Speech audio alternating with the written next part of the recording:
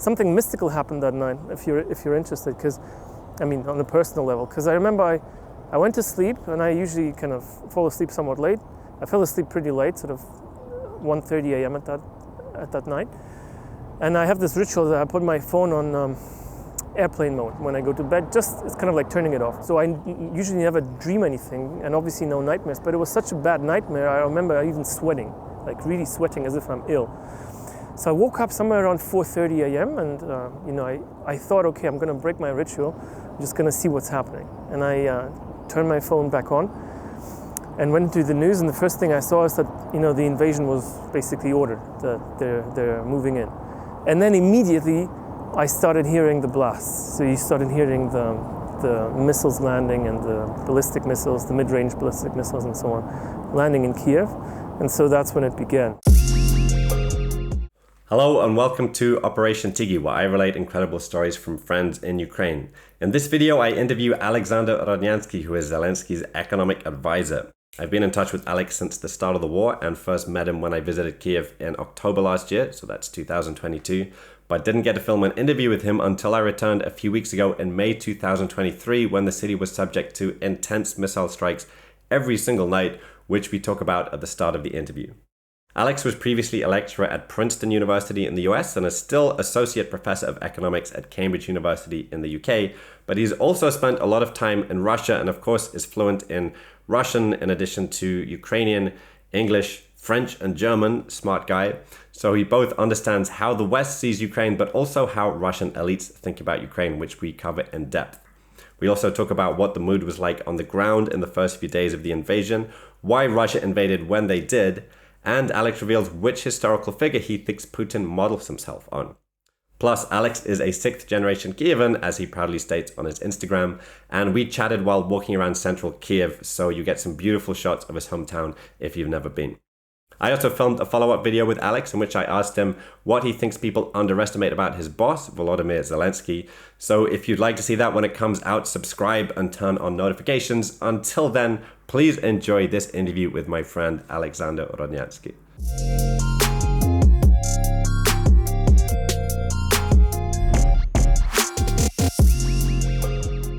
Alex, you're a man of many hats. Could you tell us what your current positions are? Sure. So I'm a presidential advisor, have been since 2020, late 2020. Before that, I was the chief economic advisor to our first prime minister under Zelensky. So I started in 2019 with this whole advisory business, if you want. And I have been in the office of the president since 2020, as I say, as an economic advisor. That's one of my roles. My other role is I'm a supervisory board member in our biggest commercial bank in Ukraine, called Oshad Bank, or the State Savings Bank of Ukraine. So I've been on the supervisory board for 2 years. I can tell you more about that. And I'm also still a junior professor of economics at the University of Cambridge on leave currently. And the leave is obviously getting extended due to the war. Can you tell us where we are and when we are here? Yeah, sure. We're in the middle of Kiev in one of the most historic places. This is Sofievska Ploshcha, Sofievska Square or place, obviously with the cathedral, the famous one. And we have some government buildings over there, some famous hotels. We'll go on down to Mikhailovska, I think. So we're in the middle of Kiev. And we're here 1 week after, I presume, the largest missile attack on Kiev since the war began. Well, that's hard to say, hard to quantify, but it is more or less true. I mean, I think the largest one was on October 10th when they started with these, regular missile attacks on Kiev, and when we still didn't have, when we weren't that protected through our air defense. And so now they're trying to do the same, but they're even using their most advanced weapons, these Kinjal missiles, the hypersonic ones. And we managed to shoot them down, all of them apparently, so that's quite an embarrassment to them actually, because that was a missile developed with the particular objective of bypassing the Western air defense systems. So there we go, we see how it works. No wonder when Putin was presenting it, he was using 3D animation rather than real footage. Okay. And you told me a story the other day of facing down an Iranian drone in central Kyiv. When did that happen? Yeah, so you really want to start with everything immediately. Well, for context, I want people to understand the conditions in which you're working. We went to Kherson, when it was just liberated 5 days after the liberation. So I was literally at the front line across the river, I can tell you about that. Kharkiv, when it was under shelling, artillery shelling, you don't get sirens, you don't get any warning. It can come anytime, so it can land here. This happened to me 2 days ago in Kharkiv. Yeah. I heard an explosion, But and then I heard the air raid. It couldn't have happened to you in Kharkiv because Kharkiv is too far from the artillery now. That's the point. But it probably was a S-300. S-300 is a rocket. That you should get warnings about. But anyway, so the drone, yes, that was 2 weeks ago. About 2 weeks ago, I was just exiting our office, our bank office, and that's in this place where you have a good view on Kiev. Not here, it's a different place, and it was pretty good weather, kind of like now. So it was a drone attack. There was sirens were going off all the time, and I saw this drone. I could hear it. I could see gunshots. Well, I could hear gunshots, and the drone was just circling around the stadium, I think 3 times or so, and you could see it, you can hear it.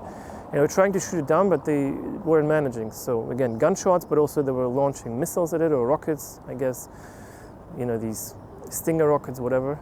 And it was literally like a film. So you saw the drone just keeping rotating and flying around.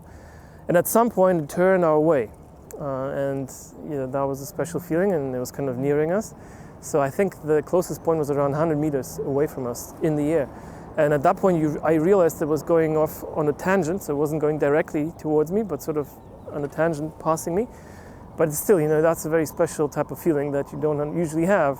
What do you do? So within, fractions of seconds of a second, you're thinking, what are you going to do if it hits you? But then you realize, okay, it's not going to hit you, so you don't have to do anything. But you turn right, which is what I did, and you saw this glass building, and you start thinking again within fractions of a second, what are you going to do if it hits the building? It's obviously made out of glass, so all the particles are going to come flying your way with the shrapnel probably. So where are you going to go? All of that's happening within seconds or less. And then I realized that it was just, passing by. I was heading towards, I think, our government area where we have a presidential office. But then towards that area was actually finally shut down, and I saw the cloud, the smoke cloud. So that's what happened. But yeah, it was very close. It was very close. I think in some ways you're more English than I am, because that's a special feeling. It's almost like English understatement. Yeah, it is a bit of an understatement, yeah. It wasn't very pleasant, I can tell you. We have a mutual friend who I believe was in touch with you via text at the start of the war and said that you were in a bunker with Zelensky in the first few days of the war when he was announced as Russia's #1 target. Yeah, so what happened is, I went to the bunker on several occasions, many times during the war, including, in the latest period. We still go there sometimes when there is a siren or an attack from the air and I'm in the presidential office, we're meant to go to the bunker. So that happens all the time. Now, the first few days were messy. I was called to the bunker immediately. I wasn't actually in the bunker immediately, but then I went at some point later during the war as well. And so, these days were crazy, yeah. If you're able to talk about it, can you tell us what some of the conversations were you were having in the days leading up to the invasion and then following the invasion? Yeah, so I remember very well.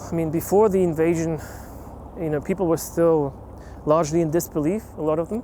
Nobody really wanted to kind of accept the reality that, might set in. So I was one of those few pessimists at the time, you could say, because I had a very strong feeling that this would actually happen, because it seemed like it's real. I also know a lot about the Russian side. I know how they think. I've spent a lot of years in Russia as well. I never worked there, but I traveled there and I had a lot of connections there. So I kind of knew the political environment quite well. So all of that, putting that together, just told me basically the impression was that this is actually for real. And I kind of knew the thinking, the mentality that was behind it, the mentality that they probably had in the Kremlin. And so, but people here weren't necessarily all of them that convinced, because obviously they knew that Ukraine was very strong on the one hand, and they didn't really understand fully, not everyone, even though we know Russia very well here, the mentality there, or they just didn't want to believe. So there was like a constant back and forth, but then people obviously started reacting, because even in spite of the uncertainty, there's this fear, and so people started leaving Kyiv, and Kyiv was getting emptier and emptier before the invasion. So I remember, middle of February, it was basically, it was a very empty city, and you could really sort of feel the vibe that something's broiling. And, it didn't happen, obviously. I remember. So the night before, actually, on the 23rd of February, I remember we had dinner with Sean Penn, who came to Kyiv, and it was already empty, as I say, and it was a very strange feeling because I remember walking. It was actually a restaurant not far from here, and I live in a sort of a different place, and I remember thinking to myself, okay, I'm going to walk back home during the night because I don't know when I'm going to get another opportunity to do that. It was literally like the feeling. And I remember I was walking, it was empty, and I was just walking across Kyiv, and I was thinking, okay, well, is it really going to happen? I mean, it can't be true on some level. So I walked back home, and actually something mystical happened that night, if you're interested, because, I mean, on a personal level, because I remember I went to sleep, and I usually kind of fall asleep somewhat late. I fell asleep pretty late, sort of 1:30 a.m. at that night. And I have this ritual that I put my phone on airplane mode when I go to bed, it's kind of like turning it off. So I usually never dream anything, and obviously no nightmares, but it was such a bad nightmare, I remember even sweating, like really sweating as if I'm ill. So I woke up somewhere around 4:30 a.m. and I thought, okay, I'm gonna break my ritual, I'm just gonna see what's happening. And I turned my phone back on and went to the news, and the first thing I saw is that the invasion was basically ordered, that they're moving in. And then immediately I started hearing the blasts. So you started hearing the missiles landing, and the ballistic missiles, the mid-range ballistic missiles and so on, landing in Kyiv. And so that's when it began, yeah.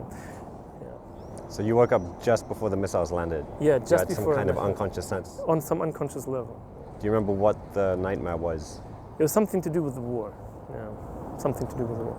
And when you say people, for the most part, didn't think it was going to happen, are you talking about ordinary citizens or people in government? Yeah, ordinary citizens, on average.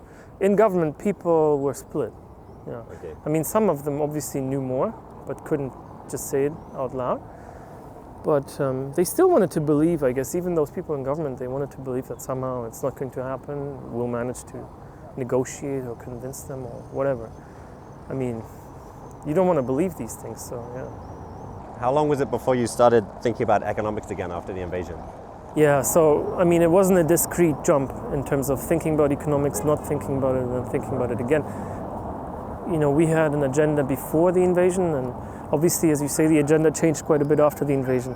Our sphere of irresponsibility, became wider, essentially, so even I was involved in some early discussions abroad. We went on missions to help negotiate and ask for weapons with the German side, for example, in the early stages. Now, of course, I don't have to do that anymore, but that just shows you everybody was doing everything. Then the sanctions group came around, so I was very very much involved in that from the get-go. I still am to some extent. Well, still am, of course, but now again it's a bigger group, and there's a process sort of ongoing with the sanctions. So, but in the early stage, yeah, it was almost manually that I did a lot of the work that was then implemented in the form of sanctions. That wasn't there before the war, but again, is that purely non-economic? I wouldn't say so. Sanctions are obviously an economic tool of economic warfare, if you want, as bad as it sounds. So that was always there. It's just, I wouldn't say it went from from economics to no economics. It was just the nature changed, of course, but it wasn't a complete reshuffling or complete and full change. So, yeah. And could you give us a picture of what you were doing before the war started and the years leading up? Like, what were the economic changes that needed to be implemented in Ukraine when you started working for the Prime Minister and then for the President? Yeah, so initially it was all about the reform agenda and helping implement the reform agenda. So that was kind of the early stages. I mean, when I became involved very early on, as I said, I was helping the Prime Minister, and I actually helped him become Prime Minister because he wasn't the most natural candidate at the time. He was just working in the office of the President as a deputy for the economy of the office. And he wanted me to help draft an economic reforms agenda at the time, which is what I did, and we had a small working group. But then he used that to convince the president, so he always spoke to the president that he would be the right prime minister with the right plan.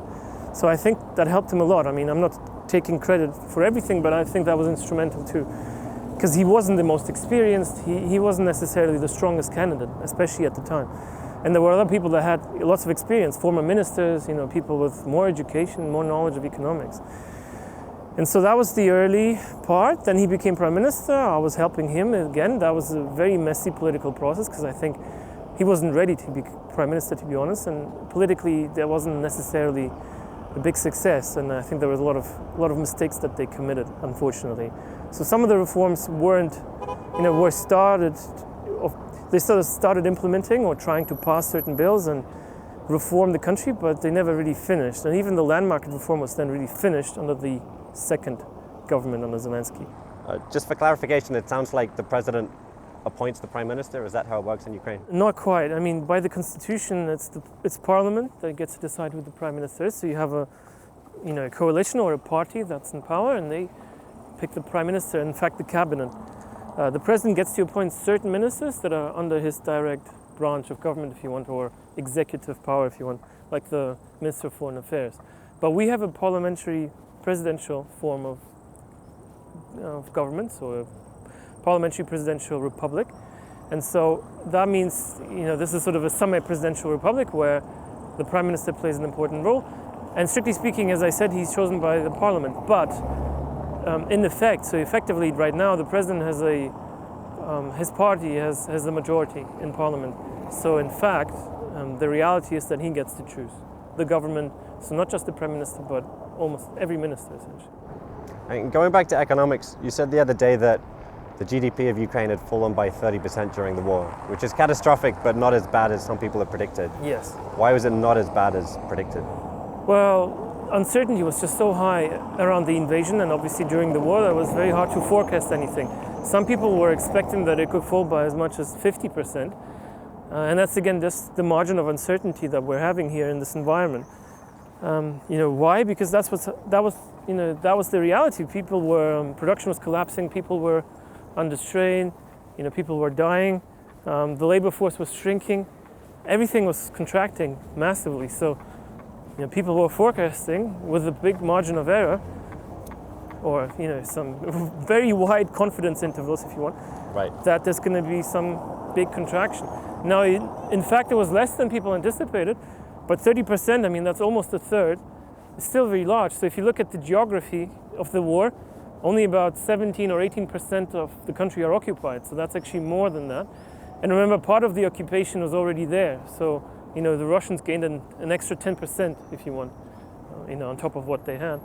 So in fact, that's just the geography, but what happens to the economy is a lot worse, because 30%, in some sense, that's a rough way of saying that the whole country is affected. Right. But it's still less affected than some anticipated. Why?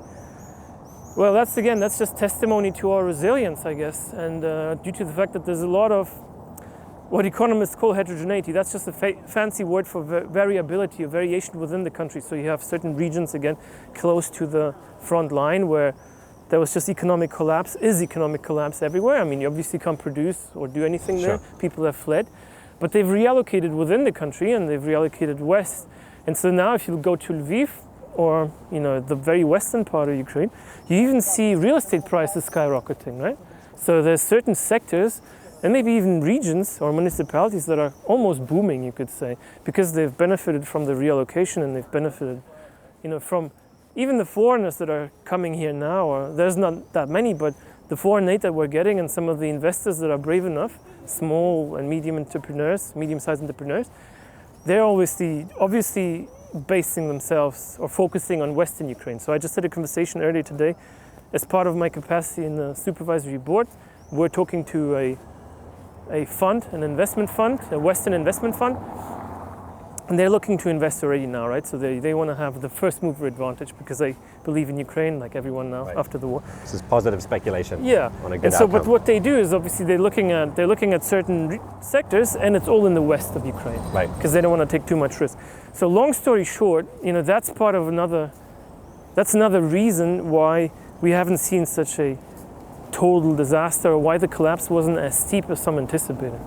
And when you say that certain places in the West are booming, I mean, that's even by pre-war standards.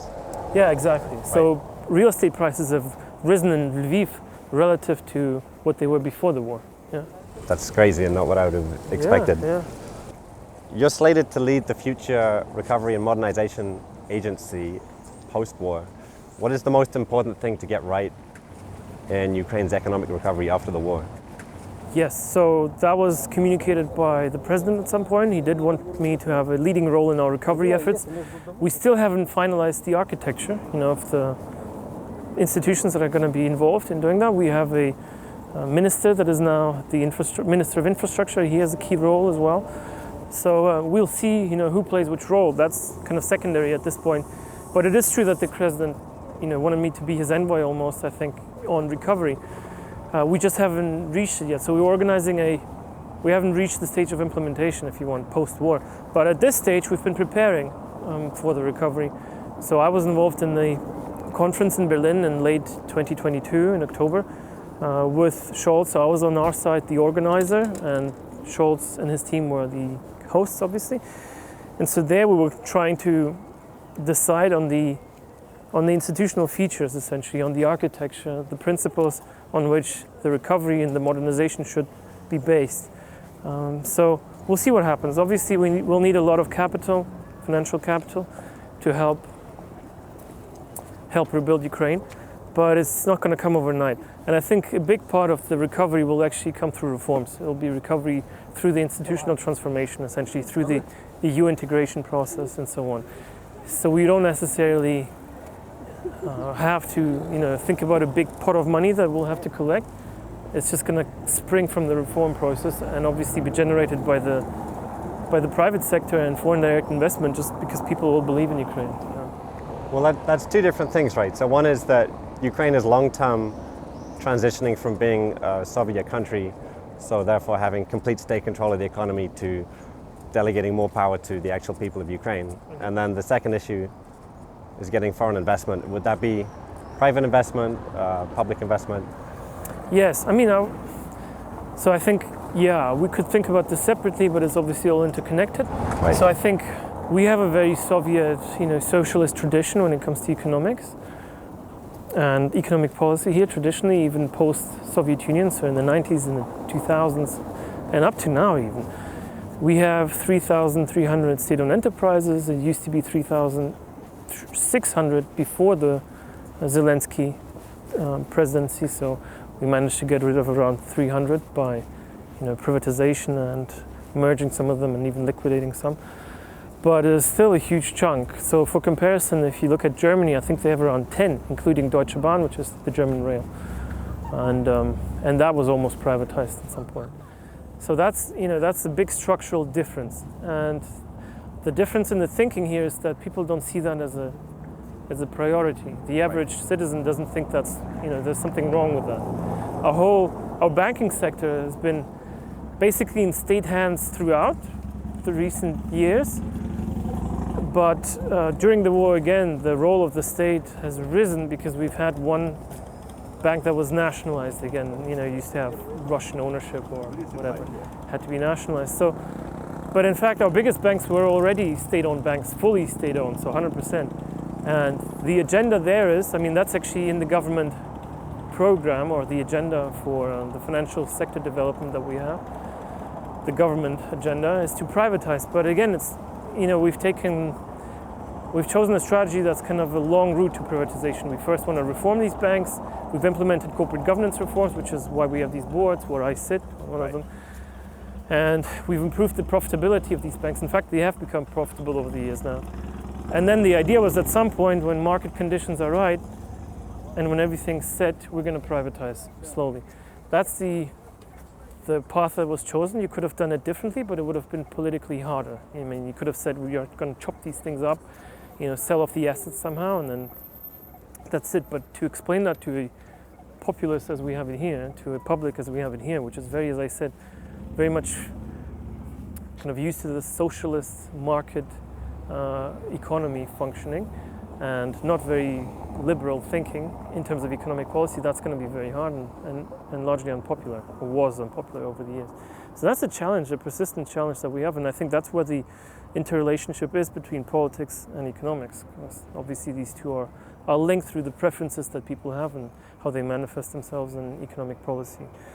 But yes, that's obviously all on the agenda. There's no way around it. If you look at Britain, your financial sector is entirely in private hands. It's completely private. There's no government banks. Right. even if you look at Germany, the biggest banks are all private. You have some government banks there, but they have a minor role. So any functioning market economy has a viable market financial sector, and that's what we need. And that means private. That also makes it more attractive for foreign investment, if it's a more liberalized economy. Yeah, there's many reasons. So it makes it more attractive for private investment. By the way, it gets rid of a lot of corruption, because a lot of the corruption is in these state-owned enterprises, not in the banks now, but because we have governance and we have good oversight. But in a lot of state-owned companies, in the energy sector especially, but not just the energy sector, any government-owned enterprise, state-owned enterprise, because obviously that's where the scope is. They're largely loss-making, and the reason they're loss-making is because they've been plundered over the years. And you have lots of stories and lots of narratives and lots of evidence actually for that. So there's not a secret. You can go deep into this. So one of the ways that you combat corruption, and again, it's a two-way street, is you can combat corruption and then, separately, we can talk about that, by building some institutions, which we've done to a large extent, and now they're starting to work. And that's going to reduce corruption in these state-owned enterprises, make them more effective. And you should do both actually, or the other way is to privatize, and then you're going to get rid of the foundation for corruption in a lot of respects. Right. And so, but you need to do both, and you can't just wait for one. So, because you have a bottom line and you have accountability, and yes, companies have to be profitable, and you can't be corrupt, because then they'll just go bust. Yes, and when they're profitable, they're going to pay taxes. We're going to be able to build more roads, bridges, improve our schools, etc. I mean, everything's integrated, right? So, like in economics, usually everything is interrelated and everything makes sense if you see it as a whole and you understand it as a whole. But yes, so that's what we have. Very, very much socialist thinking in terms of economic policy still. I heard that a lot of corruption in Ukraine is actually coming from Russia, as Russian interference. So to a certain extent, is fighting with Russia helping fight corruption as well? So I would say the conclusion is certainly true, and I would agree with that. I would rephrase what you said slightly. I would say a lot of the stumbling blocks that we were facing over the years in our reform process was due to the fact that Russia was sabotaging it. So in other words, Russia was trying to prevent us fighting corruption, right, was trying to prevent all sorts of structural transformation, institutions being established, anti-corruption institutions, including land market reform as a case in point. So that's the big first reform that was done under Zelensky. They were doing everything in their power and using every lever that they had at the time, because they had a lot of influence on the media here, certain parts of the media spectrum. They've had channels and outlets and news sites and so on that they were basically using and their own influencers to spread this false narrative that somehow Ukraine is being sold off to the West, to the US as a colony, etc. And all these reforms are just a way to impose their power. There was always this narrative, which, by the way, is a very dangerous and fertile. It's a very dangerous narrative because it builds on some very fertile ground that we have here in terms of the post-Soviet mentality, because that's what people, especially the elderly here, are used to believe as well and react to, even if they don't have anything to do with Russia anymore. But when you tell someone here that the foreign powers, whoever they are, the big influential foreign powers, so mainly the US or Russia or whoever, are trying to do something or help, then it's always about foreign interference and control and colonization, if you want. So the Russians were using that, and that's actually not a coincidence. It was a very effective strategy, unfortunately, because they were managing to sabotage and slow down the reform process. And you saw it all across. So I would go back to what you said at the end. Does the fight against Russia, does the war and our victory help with the reform process? Oh yes, most certainly. Is it going to help with anti-corruption? Most definitely. And it already is helping. In fact, remember, I think actually, and then again, that was another reason why I thought war was imminent last year, or kind of even before that, a few months before that. Because if you look at the dynamics of how we developed and how our interrelation with Russia developed over the years, then for the Russian dictator, it was always a question, look, he was trying to obviously subdue Ukraine, control Ukraine, colonize Ukraine actually, so they were using this terminology, again, not by coincidence, because that's exactly what they do, or trying to do. And so when one of the main levers over the years that was preventing him from going full in with some military intervention or a war was the fact that he controlled a large segment of the media directly, essentially, through his own cronies and affiliates and people that were basically his agents, that we've now, again, expelled to a large extent.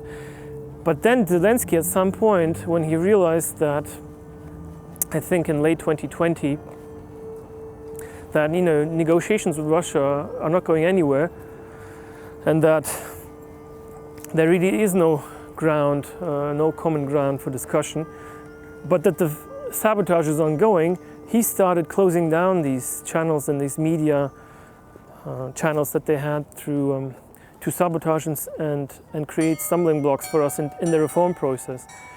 And so basically that's what happened. They started losing that lever, and when they started losing that lever, which was one of the last channels of mechanisms of influence that they had, and it was a very powerful one, I think then the Russian dictator in his mind started convincing himself, or almost decided, that the only option he had really left was a military one, to really subdue Ukraine, because anything else was gone. Economically, Russia was never successful or attractive enough. That would have been the legitimate way, right? Because again, remember where we started from. We had a lot of common history. So in the early 90s, or even the mid 90s, nobody was really thinking against, there was no anti-Russian sentiment here. In fact, if you go back to 2010 or 11, when Yanukovych won the election, that was the pro-Russian president that then fled. If you looked at polls at the time, people weren't even sure whether they want to join the EU. The country was split on whether they want to join the EU. And half of it wanted to join the customs union, which is the Russian union that they tried to establish. And on NATO, they were against NATO by a wide margin at the time. So that's just a bit more than 10 years ago. Wow. Yeah. And so, the legitimate way of integrating, if you want, if that was the objective, would have been for Russia to be attractive, like the EU. Right. Would have been an attractive, economically free economic model that was prosperous, that was inclusive, that, wasn't all the stuff that it is today, racist and full of bigotry. And so then it would have happened perhaps automatically even, but because Russia was everything else, the opposite, that was never the option, and the Russian dictator knew that. He knew that he couldn't attract us economically, so he tried to somehow muddle his way through politically. But then he lost all of his levers, as I said, and so the only thing that remained, and of course he's not going to revise his objective, was to begin a full-scale invasion and to basically wage war. So when you talk about Russia sabotaging Ukraine, it sounds like it's not so much that Russia was manipulating Ukraine to profit from it. Russia was just trying to keep Ukraine weak. Is that the best way to describe it? Yes, that was part of the strategy, but the ultimate objective, of course, was to conquer Ukraine, to basically get Ukraine back into their sphere of influence, as they used to say. But now we know they were actually planning on establishing a new pan-Slavic state, right? Basically rebuilding the Soviet Empire. Again, the Russian dictator was never shy about it, ever. He always said that the biggest catastrophe as he saw it, of the 20th century was the dissolution of the Soviet Union, right? So he was trying to get it back, put it back together in one piece as he saw it. But he didn't have the instruments for it, and that's why he chose war as the final resort, essentially, the ultimate way. So his previous attempt was to control the media, to keep Ukraine within Russia's influence, and that would have been enough, or to drag them in economically? That would have been, as he's probably thought, that would have been a key component, and that's true. You would have to have the population behind this idea. But when that fell away, his method of last resort was to use military force. But he always considered it, I think, and that's what we're having. So the source of all this, the ultimate root, lies in Russia, obviously. We know that. But what made Russia this way is a separate conversation. I think corruption, again, is a huge central element, actually. Central element to that.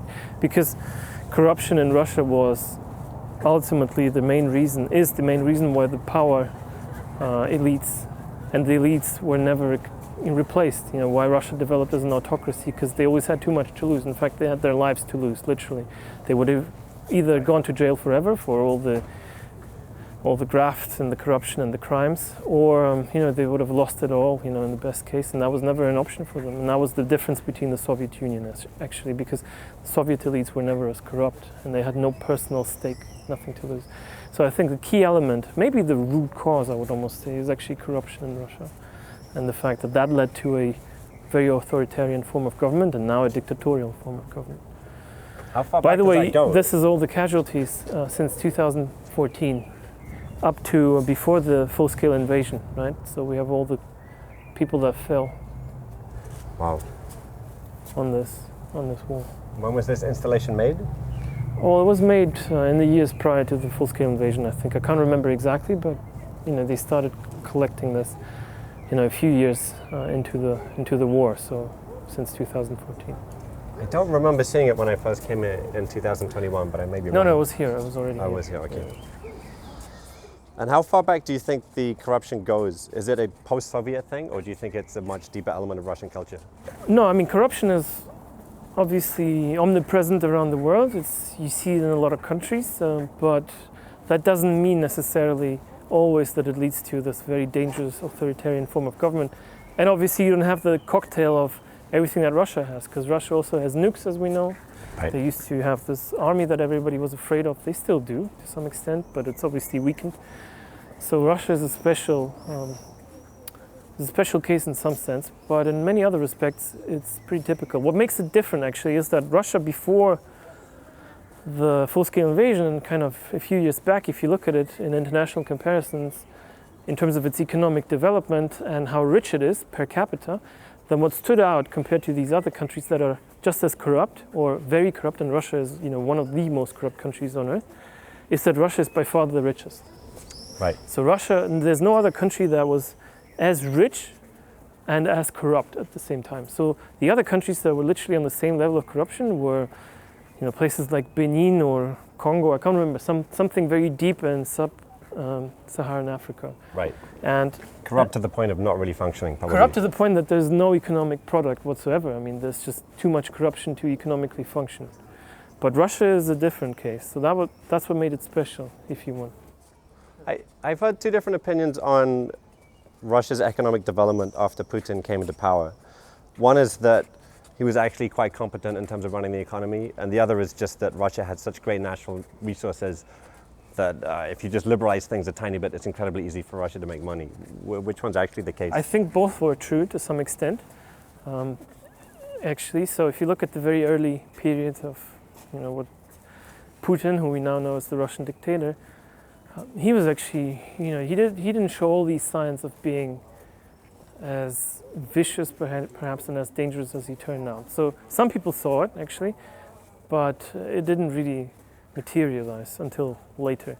And it is true, early on he was interested in economic liberalization because at the time he didn't have much to lose from it, but only many things to gain. You see, people are still putting up new people, new names and new photos. So it is true, back then it was in the interest of the government and the president as well as the country overall. So they did pick some low-hanging fruits in terms of economic reform. They passed land market reform very early on in Russia in I think 2021. They passed a pretty successful tax reform. They cut rates and simplified the system quite a bit. And that gave them a lot of results economically and accelerated growth and definitely had a positive impact on the economy. But that was just basically low-hanging fruits. By the way, they did pass land reform, which is, again, a case in point because they were doing everything they could to sabotage a very similar land reform we had going on here. So that just tells you, what the objectives are and where they stand. But yes, so that's true, there was some reform. At the same time, oil prices also increased tremendously in the early 2000s, right? So they went up several-fold. And that was just, a fortune for Russia because they didn't have to do much. They're extracting oil. They have all these resources and they were exporting them. So that gave them, again, a big boost economically to the economy. It created a wide, very stark amount of inequality in Russia, which still exists, but it also gave them a boost overall. So it did definitely raise average incomes. So I would say both things are true. things are true. Going back to the idea of a pan-Soviet state, there's a very emotionally compelling argument along the lines of no amount of land is worth the number of lives that are being lost. And so, Zelensky should push for some kind of compromise. It's regrettable but acceptable to lose some regions in eastern Ukraine for the sake of ending the bloodshed. What do you think would happen 2, 5, 10 years down the line if there was some kind of compromise made like that and Russia did gain some land from the invasion? Yeah, so that would effectively mean that we have some sort of Minsk 3 type of agreement, because Minsk 2 basically did that, right? That was the agreement that put an end to the active fighting that we had in 2015, but then froze the front lines. Can you just briefly describe Minsk 1 and Minsk 2 for, I can't even pronounce it, Minsk for 1, Western audiences? Yeah, Minsk 1 basically failed. There was an attempt to put a ceasefire in place, essentially, when the fighting started. But then Minsk 2, under the, with the support of the Western powers, especially Germany and France, that were part of the format, the negotiation format that we had with Russia before the war. They, at the time in 2015, they reached an agreement, with Poroshenko and the Russian president at the time, that there would be a ceasefire and a set of points that had to be implemented for, to move forward, essentially, to end the war, right? So for us to regain control of the Donbass and then move on to talking about Crimea. None of that was ever realistic on the part of Russia. None of that was ever sincere on the part of Russia. They only saw that as a ticking time bomb and as a way to push through their interests in Ukraine and as a political tool. That is why it never moved forward. They were sabotaging the process. They were breaking the ceasefire, constantly shooting at our people, using them as target practice, whatever. So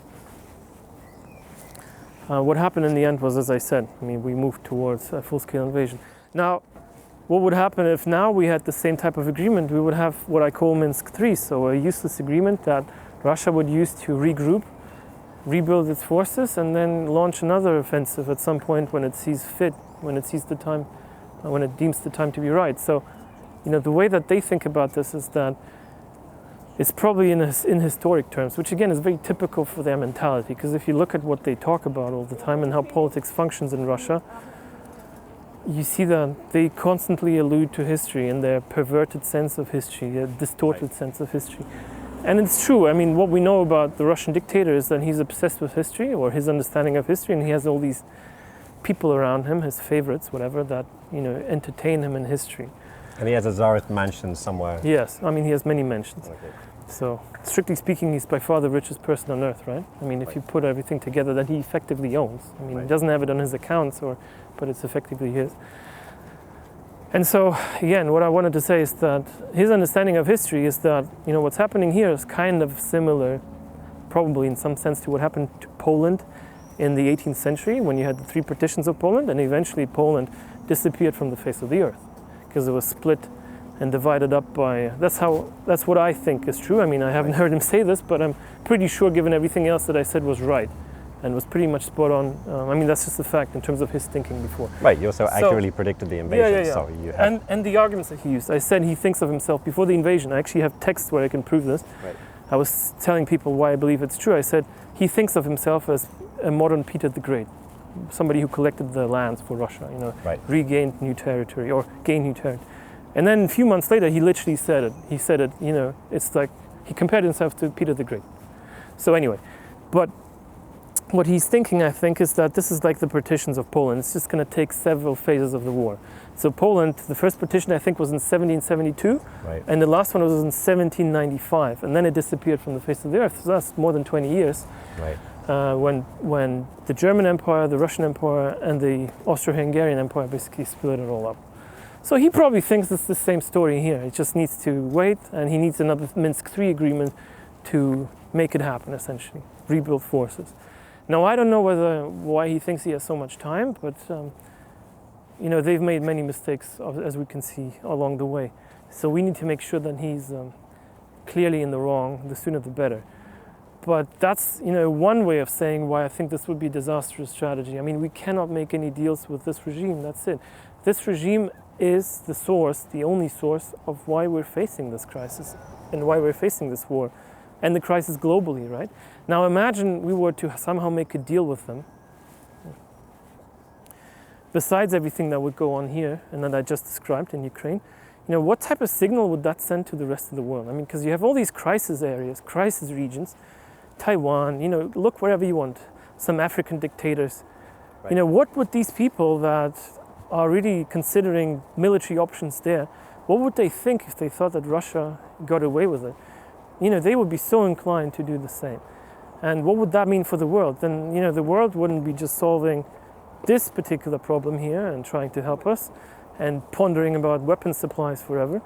They would have to do the same thing against China, perhaps, somewhere in Africa, you know, all these other dictatorial regimes. So it is really a struggle of, you know, the democratic world order against the authoritarian or dictatorial world order. And it is a struggle for the principles and the values of those two. So I think that's another argument that you obviously can't ignore. And I would just say, as a third argument, economically, you know, if you let this happen, the level of uncertainty because of all this is going to rise so much, and the risks of local conflicts are going to rise so much. Right, you mean uncertainty globally, obviously, not just in Yeah, Ukraine. and economic uncertainty and volatility. So who's going to invest in that case? Who's going to invest in Ukraine? Nobody's going to invest in Ukraine if that's what we're going to get as an outcome. And that's why it's not viable. It doesn't make any sense. It's just such a bad option. It doesn't make any economic sense, economic even, besides the political and moral arguments that you would use, first and foremost. So I'd say economically it's the most effective and the cheapest, actually, way of dealing with it is to make sure that Ukraine prevails. The sooner the better, soon, that we can win this war.